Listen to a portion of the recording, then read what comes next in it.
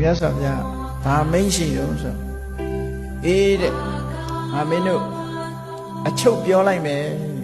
ယဟန်တန်ဃာတွေကိုသင်တို့မှအချုပ်တစ်ခုပြောလိုက်မယ်ငါတစ်ခုအရေးကြီးတာပြောမယ်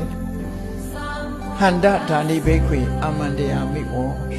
မင်းတို့ကိုပွင့်ပွင့်လင်းလင်းပဲပြောလိုက်မယ်ဘာလို့ဝယဓမ္မသင်္ခါရတရားဆိုဘယ်တော့မှမမြဲဘူးအားလုံးကချိန်တန်ရင်ပျက်စီးသွားမှာဖြစ်တယ်ဆိုတာကိုမမေ့ကြနဲ့လောကလူတွေကနော်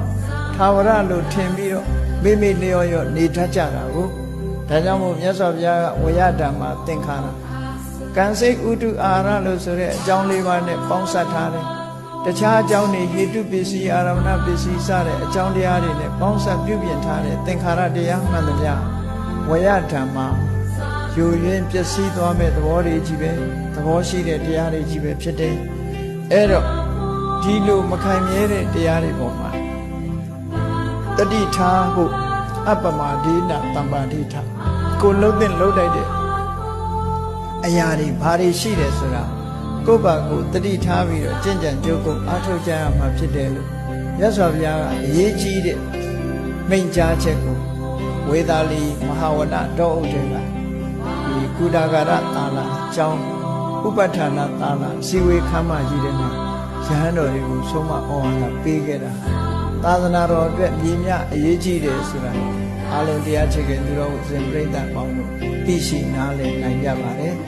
မြတ်စွာဘုရားရဲ့အရေးကြီးဆုံးသာသနာလို့ခေါ်ဆိုရတဲ့တရားဟာအခုပြောရတဲ့တတိပဋ္ဌာန်၄ပါးသမ္ပပဋ္ဌာန်၄ပါးအဋ္ဌိပတ်၄ပါးဣန္ဒြေ၅ပါးဘူ၅ပါးဘုဇင်9ပါးမဂ္ဂင်10ပါးသာနဲ့ဖြစ်တယ်